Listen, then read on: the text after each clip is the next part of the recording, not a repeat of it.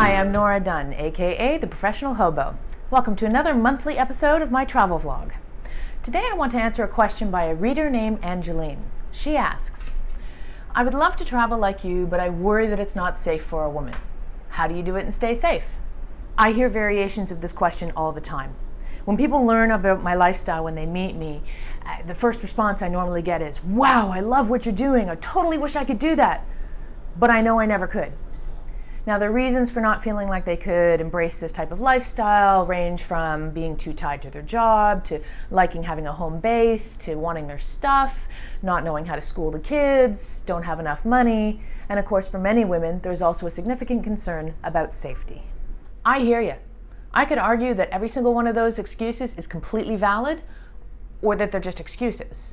Either way, it doesn't matter. I'm not here to convince anybody that they should travel, nor am I here to convince women that solo travel is safe. Ultimately, it boils down to you and the decisions you make.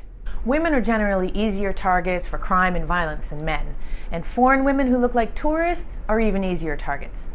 But that doesn't mean we should stay home. It just means we need to have our act together and be smart. Here are some tips for traveling alone as a solo woman and getting the most out of the experience. Choose your destinations carefully. Not only should you choose your destinations carefully, but also research them. Within one destination, certain cities or neighborhoods could be better than others. Now, although I don't tend to rule out any destinations specifically because I'm a woman, the more of a visible minority I am, the more careful I am. On the Caribbean island of Grenada, there was no hiding that I was a foreigner due to my fair skin. Now, there wasn't any danger to face in Grenada, but I was still careful and I made sure I didn't find myself in isolated places. The reality was Grenada was perfectly safe. The biggest danger I faced there was marriage proposals. Literally, as I drove or walked by, I would hear them shouted out from the side of the street. It was quite amusing, really. I wonder what would have happened if I'd actually said yes to any of them. Because most of my travel destinations come in the form of an opportunity, such as to house sit or stay with friends, I usually have an automatic local connection, and from there it's easy to meet other locals, make connections, and learn the scoop of the place. If you don't have an immediate local connection, you can often find them online through websites like Couchsurfing or Hospitality Exchange. And there's actually a website called hermail.net, which is a directory just for women, connecting women travelers and locals, where you can make friends, ask for advice, and get answers to your questions. Once you know a local or two, ask for local safety protocols. This was the first thing that I did when I was staying with some family friends in Bogota, Colombia a little while ago. It was kind of funny, actually, because I asked the question, what do I need to do to stay safe in this area? And considering that Bogota, Colombia is not generally considered the safest place in the world, I thought this was a fair question to ask. The woman responded, oh no, the place is perfectly safe. My kids have grown up in this neighborhood. They walked around at all times of day or night, no problem. Then she launched into the standard protocol for taking a taxi in Colombia. Now, some of it was common sense to me. All of it was common sense to her, but some of this information was nothing that I'd ever done before. Like, she launched into the regular stuff. Only use marked taxis, make sure the meter is on, and don't get in the taxi if there's any extra passengers. No problem. Then she said, get the plate number of the car, get the license number of the driver, call a friend within earshot of the driver and tell them you're in this taxi, here's the marking, here's the license number, and that you expect to be wherever you're going in 15 minutes, and you'll call them when you're there, or you'll see them when they're there. This alerts the driver that you're accountable for being somewhere and makes you a less appealing target for some form of violence or theft. And if you don't have a friend to call, you fake it.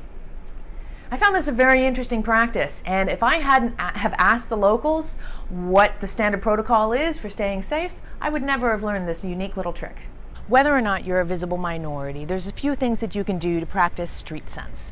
For example, women, wear your purse in such a way that it can't easily be snatched, such as across the body. This is also handy because it leaves your hands free. Also, don't put anything in pockets that can easily be picked. Don't flash expensive things like phones in large crowds. And if you're in a particularly impoverished area, leave the jewelry at home. Also, this is really important. If you're a woman and you're at a bar, do not drink anything that you haven't seen poured yourself and had it in your hand all night. When I was in Ecuador, I was with some friends and we all went out in Cuenca. including this adorable woman from New York. Her boyfriend cut out early and left the rest of us to our karaoke and dance plans. Towards the end of the evening, she started acting really drunk. And she'd had a fair bit to drink, so I didn't think this was totally odd, but it seemed to hit her like a ton of bricks.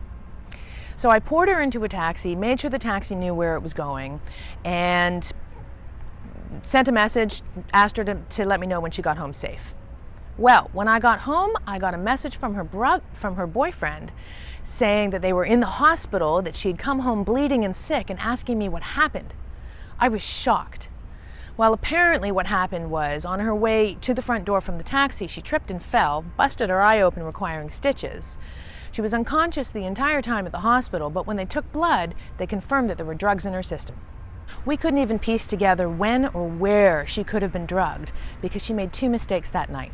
The first was at the karaoke bar, where another drink arrived at our table while we were dancing a few feet away. She wasn't sure where this drink had come from. She hadn't bought it herself. She assumed that maybe one of us had bought it for her, and she drank it anyway. Her second mistake was at the dance club, where she met a new friend at the bar who gave her a drink. Now, none of us saw this new friend at the bar, but as soon as she told me that, I didn't let her out of my sight, just in case. This was ultimately the smartest thing she did, and her saving grace, to have friends with her who had her back. Had we not been out with her, the night could have ended very differently. I don't tend to drink a lot, but rule number 1 when traveling alone as a woman around the world, don't get drunk alone. Here's another nugget of street sense advice. Look confident. Like you know where you're going, like you've walked this street a million times in your life before. Head up, shoulders back, hand on your purse, but not like you think anyone's actually going to take your purse from you. Problem is, looking too confident like you know where you're going isn't really conducive to the art of traveling somewhere where you've never been before, because of course all you want to do is look at everything. Sunglasses help, because people can't see your eyes and what you're looking at. And for me, I've perfected the art of the sidelong glance. If you find yourself in a place where you don't feel very safe, then first of all, look confident, then try to blend in. This means putting away your camera and any other signs that you're a tourist. Next thing, watch the locals and do what they do. Keep moving, remember, look confident, and get yourself to a place where you feel safer.